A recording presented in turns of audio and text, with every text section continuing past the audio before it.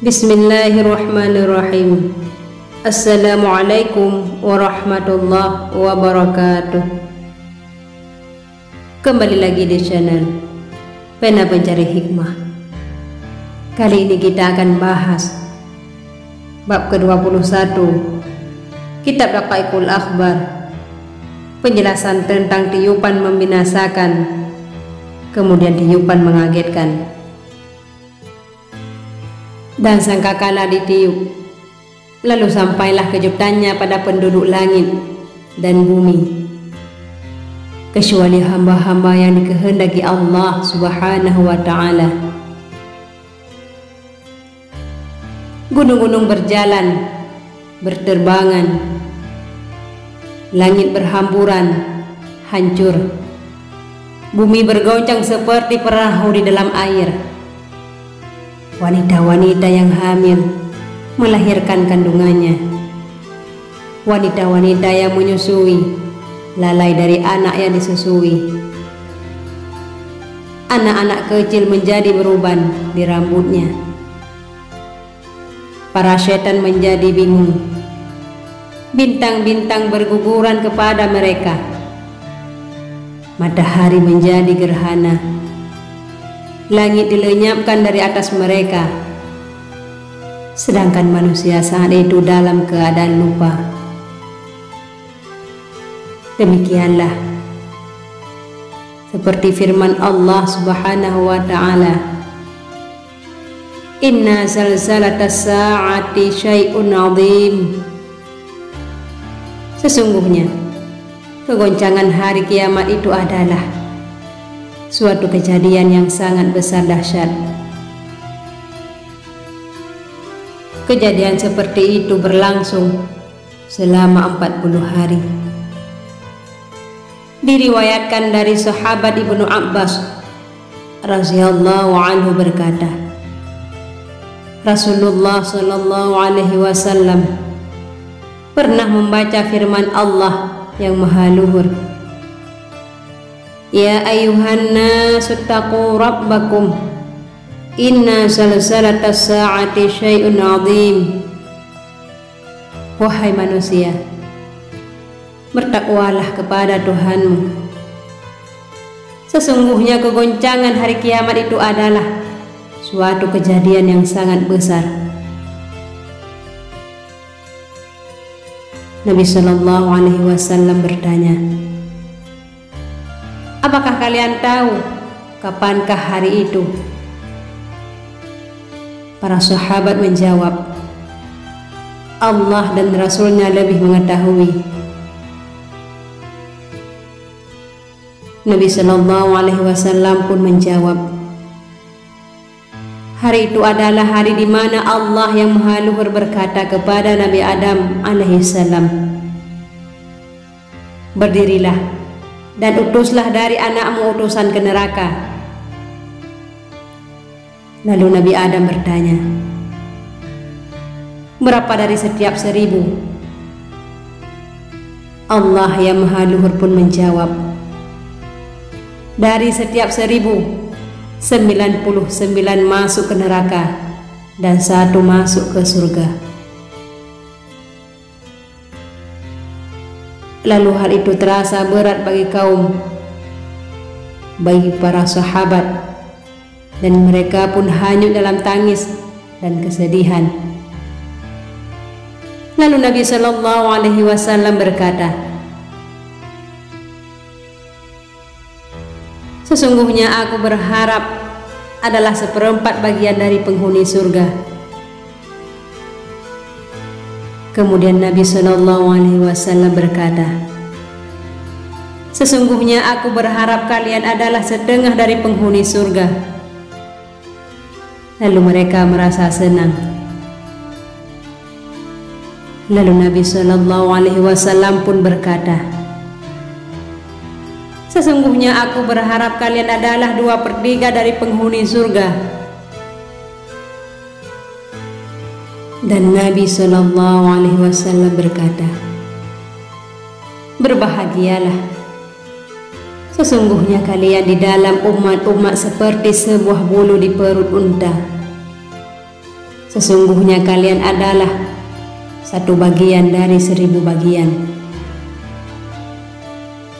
Dari sahabat Abu Hurairah radhiyallahu anhu berkata, Nabi Shallallahu Alaihi Wasallam bersabda, yang artinya, sesungguhnya Allah yang Maha Luhur memiliki 100 rahmat, 100 kasih sayang. Dia menurunkan satu rahmat kepada manusia, jin, hewan ternak, hewan jinak, dan singa. Lalu karena rahmat itu mereka saling mengasihi, dan karena rahmat itu mereka saling menyayangi. Dan dia menyimpan 99 rahmat. Dia merahmati, mengasihi dengan rahmat itu kepada hamba-hambanya di hari kiamat.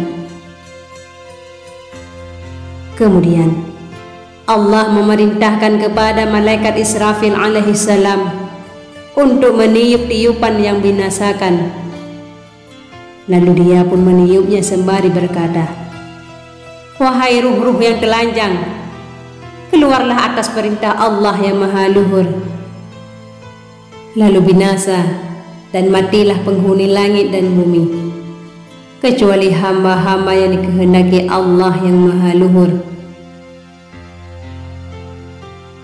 Dikatakan dalam sebuah riwayat, mereka adalah orang-orang yang mati syahid, karena sesungguhnya mereka hidup di sisi Tuhan mereka. Sebagaimana Allah yang Maha Luhur berfirman, dan janganlah kamu mengatakan terhadap orang-orang yang gugur di jalan Allah bahwa mereka itu mati. Bahkan sebenarnya mereka itu hidup, tetapi kamu tidak menyadarinya. Dalam sebuah kabar dari Nabi Shallallahu Alaihi Wasallam, sesungguhnya Allah yang Maha Luhur memuliakan kepada orang-orang yang mati syahid dengan 5 kemuliaan, yang mana Allah Ta'ala tidak memberikannya kepada siapapun, dan tidak juga aku. Pertama, sesungguhnya ruh-ruh para nabi dicabut oleh malaikat maut, dan aku pun demikian.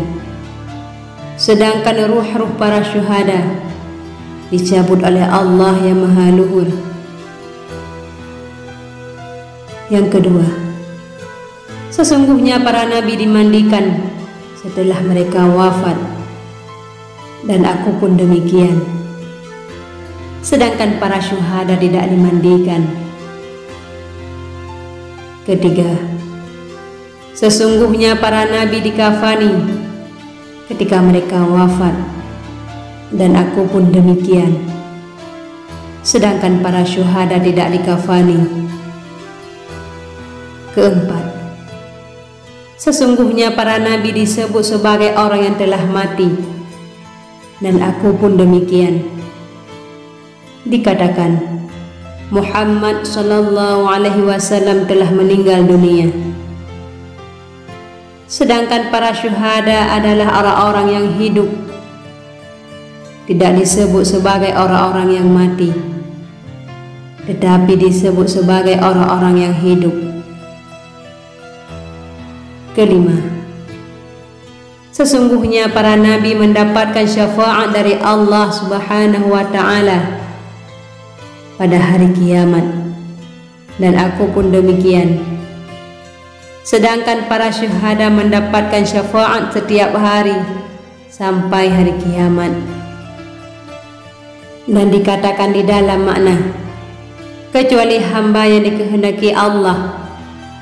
Az-Zumar ayat 68, yakni tersisa 12 jiwa, yaitu malaikat Jibril, malaikat Israfil, malaikat Mikail, malaikat Israel, dan 8 malaikat Hamalatul Arash, penyangga arash. Kemudian Allah yang Maha Luhur berkata, wahai malaikat maut, Sesungguhnya aku menciptakan pembantu bagimu dengan sejumlah orang-orang awal dan orang-orang akhir. Aku menjadikan bagimu kekuatan penghuni langit dan bumi. Dan sesungguhnya pada hari ini aku mengenakan pakaian ghadab kepadamu. Maka turunlah dengan membawa kemarahan dan murkaku kepada iblis. Semoga laknat Allah kepadanya. Lalu rasakan kematian kepadanya. Bawalah kepadanya pahitnya kematian orang-orang awal dan orang-orang akhir dari golongan manusia dan jin dengan dilipat gandakan. Dan hendaklah kamu bersama 70.000 malaikat Zabaniyah. Setiap satu malaikat Zabaniyah membawa satu rantai dari rantai-rantai neraka Laddah.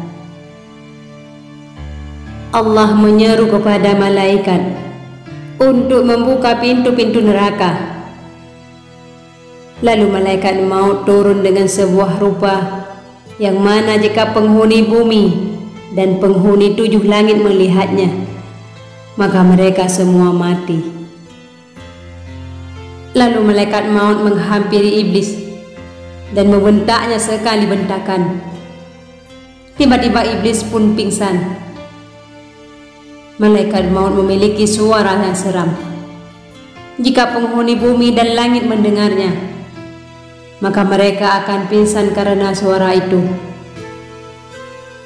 Dan malaikat maut berkata, "Wahai makhluk yang buruk, sungguh aku akan merasakan kematian padamu pada hari ini. Berapa banyak umur yang kamu sempati dan berapa banyak golongan yang telah kamu sesatkan."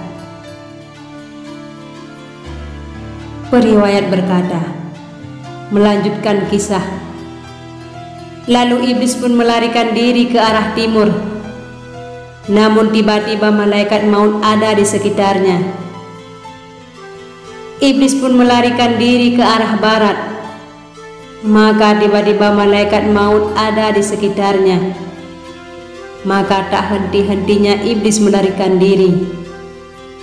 Kemudian iblis berdiri di tengah dunia, di sekitar kubur Nabi Adam alaihissalam. Lalu iblis berkata, "Wahai Adam, karenamu aku dikutuk, dilaknati dan dibuang." Lalu iblis berkata, "Wahai malaikat maut, dengan gelas apa kamu akan memberiku minum? Dengan siksaan apa kamu akan mencabut ruhku?" Malaikat maut pun menjawab, "Dengan gelas neraka Laddah dan neraka Sa'ir." Iblis pun terjatuh ke tanah berulang kali sampai tatkala dia berada di tempat di mana dia diturunkan dan dilaknati. Sedangkan malaikat Zabaniyah telah melemparinya dengan tombak. Malaikat Zabaniyah pun menangkap dan melukainya. Lalu tersisalah iblis dalam keadaan sakratul maut, sesuatu yang dikehendaki Allah Subhanahu wa ta'ala. Wallahu a'lam bishawab. Mudah-mudahan ini bermanfaat bagi kita semua. Assalamualaikum warahmatullahi wabarakatuh.